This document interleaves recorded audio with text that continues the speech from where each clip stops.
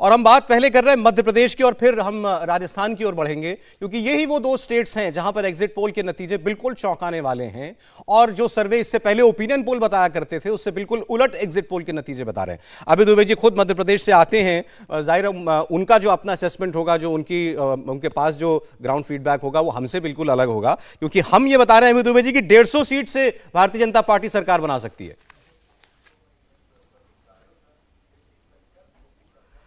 देखिए, भारतीय जनता पार्टी को जनता ने नकार दिया है और वो सर्वे के सहारे अब मध्य प्रदेश में प्रचंड बहुमत के साथ कांग्रेस पार्टी की सरकार बन रही है।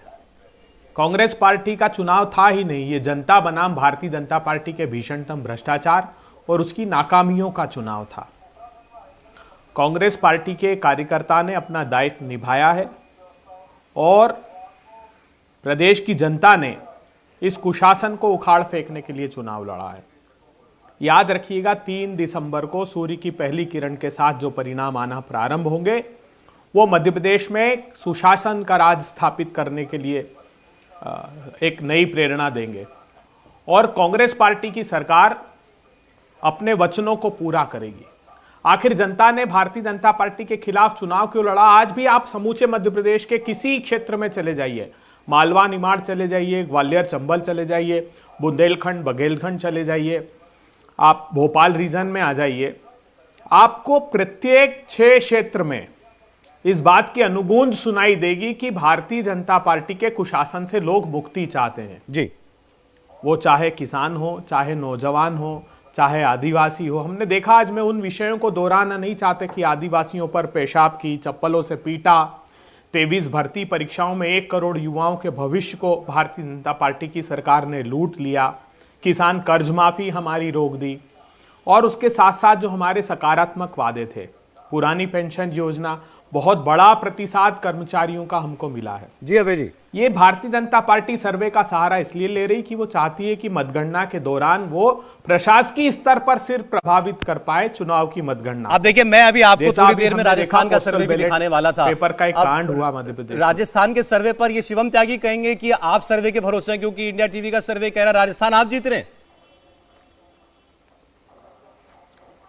नहीं, हमने सर्वे के भरोसे हम है ही नहीं। राजस्थान में भी मध्य प्रदेश का चुनाव समाप्त होते ही मैं राजस्थान गया था, सौरभ जी आपको पता है। जनता राजस्थान में भी कांग्रेस पार्टी की गारंटियों को अच्छा प्रतिसाद वहां मिल रहा है, जनता कह रही थी।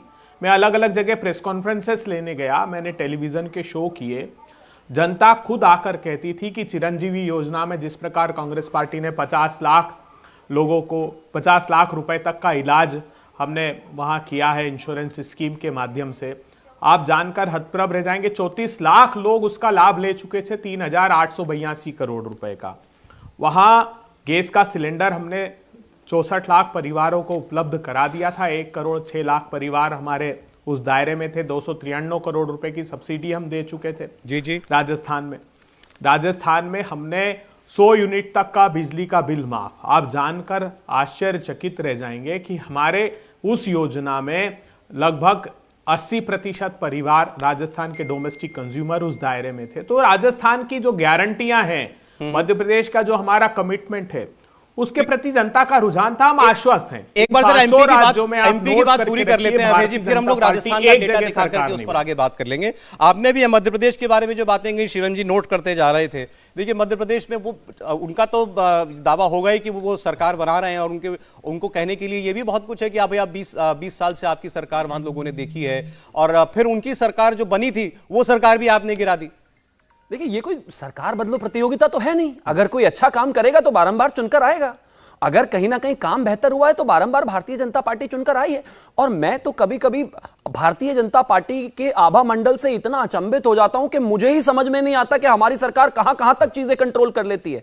एक तो कांग्रेस की आदत है, उनको ऐसा लगता है कि उनको छोड़कर इस दुनिया में शायद ही कोई धरती पर ऐसा व्यक्ति हो या कोई ऐसा संस्थान हो जिसको भारतीय जनता पार्टी कंट्रोल ना कर सकती हो। अब इन्होंने कह दिया भारतीय जनता पार्टी तो सर्वे के सहारे है ताकि कुछ अधिकारियों को इन्फ्लुएंस कर सके। अब बताइए, मतलब हम हमने सौरभ जी को भी इन्फ्लुएंस कर लिया, इंडिया टीवी को भी इन्फ्लुएंस कर लिया, पूरी मीडिया इंडस्ट्री को इन्फ्लुएंस कर लिया। क्यों?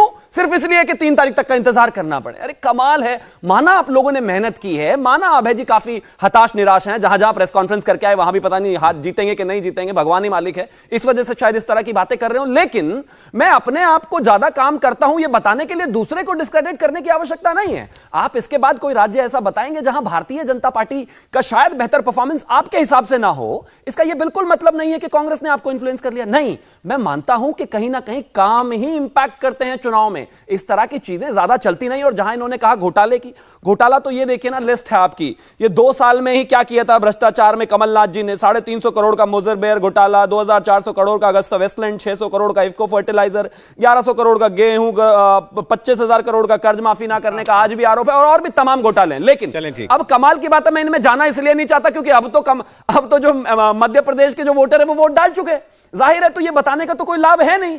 लेकिन इतना तय है अभय जी कि आप ये डेटा गिनाते रहिए, जनता ने इसको एक्सेप्ट नहीं किया। जनता ने आपके जो 2 परिवार हैं इनको एक्सेप्ट नहीं किया। जनता को पता है कि गारंटी पहले भी देकर आए थे, आते हैं गारंटी का नाम लेकर और जाते हैं घोटाला करके।